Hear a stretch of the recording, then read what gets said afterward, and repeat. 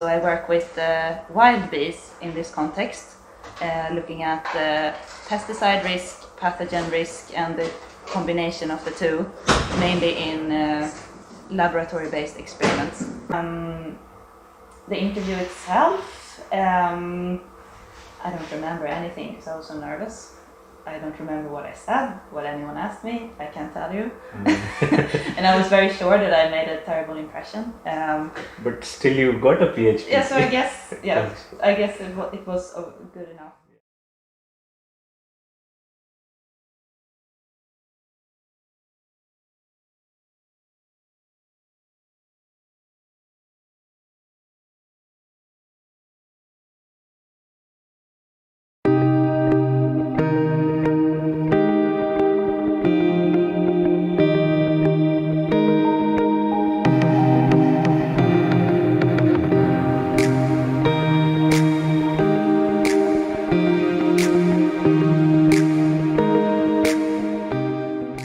Hey guys, what's up? I'm Palak Lakhani. In this channel, I make educational videos focusing mainly on studying, working and living in Germany. So if you are new here, consider subscribing. So as many of you requested that I should make a video related to biology field. So today we have with us Sara, who completed her bachelor's and master's from Lund University in Sweden, and she is pursuing her PhD here in Martin Luther University of Halle, Wittenberg. So she will be telling us in detail about her PhD topic, and she will also be showing what she does in her PhD in short, in a 2 minutes or 3 minutes video. So let's get quickly started with today's video, and let's ask Sara what she does in her PhD.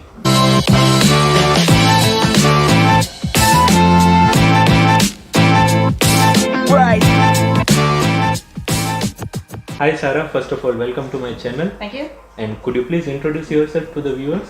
Yes, so my name is Sara, I come from Sweden. I've been doing my PhD here in Germany for about 2 years now. And I work in a research project financed by the EU called PoshBee, where we look into the combination of stress factors on the risk of health to bees. So I work with wild bees in this context, looking at pesticide risk, pathogen risk, and the combination of the two, mainly in laboratory-based experiments. Okay. My very first question will be that did you have any work experience in your bachelor's or master's degree that made you to apply for PhD? Yes, in Lund University it was quite easy to get experience being a research assistant. Okay. You could each summer during my master's I would work in somebody's project collecting data or analyzing data. There was always this possibility, and you often could get paid for it as well. So it was like a very good side job to have in order to gain experience. And do you think this helped you to get into a PhD? I think that the work experience definitely helped, but what's most important is your master's project, I would say.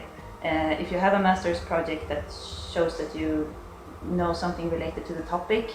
I traveled to Peru to work on pollination of Brazil nuts for my master's project, and I think the fact that I had done a project on my own related to bee and pollination ecology helped me a lot in this case. Okay. So now when we are talking about your master thesis, could you tell us a bit like how did you design your entire CV, and what were the contents of your CV that you think made a good impression on your PhD supervisor? I actually spent a lot of time writing the cover letter and making the CV as nice as possible, and I'm glad I did. I included basically all work experience related to biology, which was what I've done as a research assistant, and also seasonal work as a forest inventory assistant. Yeah. Which showed that I had a lot of field experience, and then I also wrote lengthier descriptions of my master's project. Okay. And I included all of this in my CV, both the work experience, the relevant courses I've taken, and a short description of my bachelor's and my master's project. Okay. All of this was in the CV part. And the cover letter then, that goes more into explaining what your previous experiences can bring to the current project. And it did overlap in some ways, in other ways not at all. I had never worked with pesticides before or anything like ecotoxicology related. So I instead emphasized that I was very interested in insect biology, in pollination ecology, that I had experience with gathering data on wild insects, that I had taken a big part in designing my own study in my master's. That I had been very independent, which I think is something that's valued in this group in particular. Because you work very independently here under Robert Paxton's supervision. Great. How much do you think your percentage in master's degree is needed or is valuable in your PhD? Do you mean the experience or the grade you get? The grades. Not so much. In Sweden, actually, you only have 2 grades. Okay. So that's like 1 and 2, or? It's more like you have fail and then you have good or very good. Oh, okay. So it's a very flat scale. Most people get very good. So that was not a problem for no. you. Okay. Did you apply for PhD from Sweden? Did you already know about this group from your supervisor of your master thesis, or did you look into website of University Halle or maybe on DAD website? How did you get to know about this? I was looking a lot on Find a PhD, the website. Okay. I applied for one other position before this, and that position I found on that site. Whereas I don't even remember exactly how I found it, but I knew about this area. I knew about Leipzig. I was pretty certain I wanted to go to Germany, and also to be in this part of the country. Okay. And there's an institute in Leipzig, I did, which works with biodiversity research. And I was looking in there and to see if they had any positions. Then I also noticed that Robert Paxton, which is kind of a name that you find when you read a lot of bee biology papers, and he was like, oh, he's also in a group very close to here. So I was looking at what positions they had on offer, and So you just mailed them, or how does the application process go actually? This was for a specific project that was already funded. So in this case, they had it announced on their website, and you could apply by sending an email with your cover letter and CV. How much time did it take for them to give you a reply after you had applied? It was very fast. I think I got a reply within 1 month. And then I went on an interview shortly after. Was it a Skype interview or face-to-face interview? Face-to-face interview, but Skype was also an option. But since it was relatively easy for me to travel here, I chose to do that, which I think you should if you have the opportunity. The interview itself, I don't remember anything because I was so nervous. I don't remember what I said, what anyone asked me, I can't tell you. And I was very sure that I made a terrible impression. But still you got a PhD. Yeah, so I guess it was good enough. I also asked if I could present make a short presentation for the group for my master thesis results. And I think that was also good. I think that was a good thing to do. Maybe, yeah. Because then they could see a bit more of me and see how I spoke and so on. So if you have that opportunity, I would recommend that as well. Which it may not be possible in all groups, but here it was. Okay. Did you also get rejection from anywhere? This was the second one I applied to, but I got rejected on the first one. But that was mainly because of being in the UK, and there it's often like you don't get funding if you are from outside of the UK.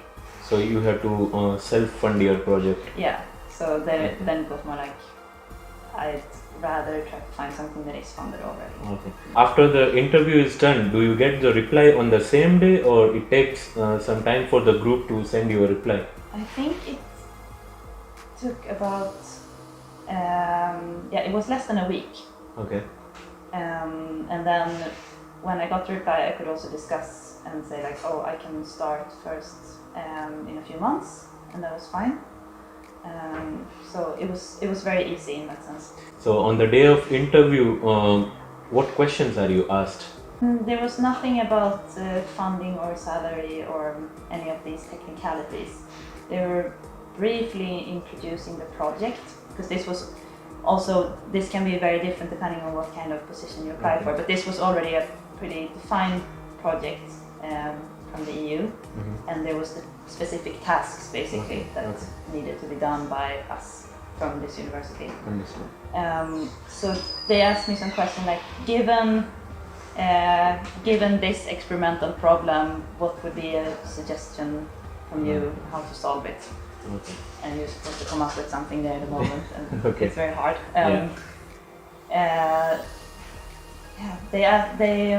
They ask about how you deal. It can be question like how you deal with stress, what kind of supervisor relationship you envision. The interview itself was pretty short. It was less. I think it was around 15-20 minutes. Okay. As a PhD candidate, are you also obliged to take some courses for the master students, or you just have to do your lab work? On this particular contract, no, I'm not obliged to take any courses. Okay, so you just have to continue your lab work and complete your PhD within the given time, right? Yes, or even not in the given time. From the EU project side, I have certain deadlines when I need to hand in certain reports or certain results. Okay. But in terms of me handing in the thesis, no, there's not a strict deadline. Okay. Which is why, what is it they say? The standard, the median time for German PhD students to finish is 4.5 years. Oh, okay. So that's not like any other country, it's a bit longer, I guess. Yes. Okay.